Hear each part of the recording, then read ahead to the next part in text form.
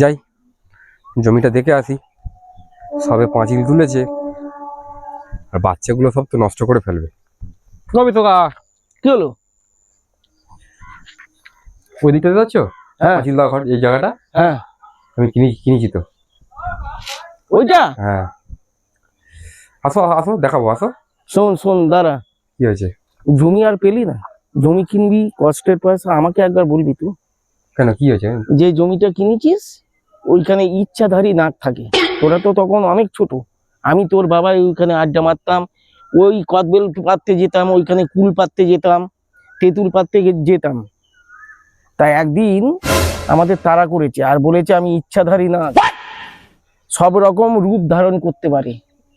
সেই থেকে ভয়ে তোর বাবা জিজ্ঞাসা করবি আজকে বাড়ি গিয়ে, আমার ভয় লাগছে যেতে। কিচ্ছু হবে না, কাজ এত মিস্ত্রি কাজ করছে এখানে,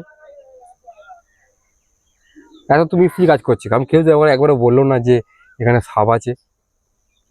আসো না, দেখবে, আসো জায়গাটা। বিয়ে অন্য কোথাও চলে গেছে কি?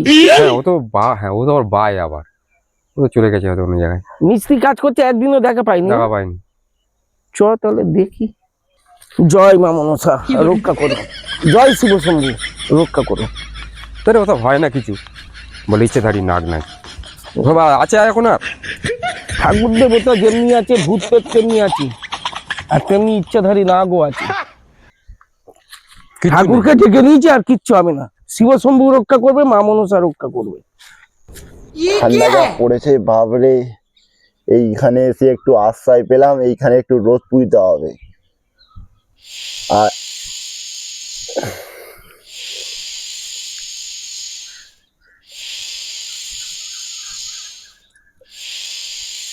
যে ডিস্টার্ব করবে তাকেই আমি দংশন করব। আসো, দেখো জমিটা। তুই তো পাকাপোক্ত কাজ করছিস, কলম দিয়ে পাঁচিল, এ তো লংজিভিটি বেড়ে গেল। বেড়ে গেল মানে? আর জমিটাও স্কোয়ার ফিট আছে, অনেকটাই জমি। কি করা যায় বলো তো জায়গাটা নিয়ে? জায়গাটা তো তুই বলছিস বাড়ি করবি, ভদ্রাসনটা ছোট, এইখানে খোলামেলায় বাড়ি করবি, একটু বাগান করবি, খুব ভালো। আচ্ছা, ওপাটা দেখে আসো গিয়ে। ওদিকটাই আবার কি কাদা কাদা হয়ে গেছে, এই মানে জঙ্গল পরিষ্কার করেছে না? আচ্ছা, এখানে এত মিস্ত্রি এখানে হ্যাঁ কাজ করলো, কেউ সাপের দেখা পেল না, সেটা ভয় পাচ্ছ। কে আমার মুখের সামনে এলো রে, দিই আমি কামড়ে।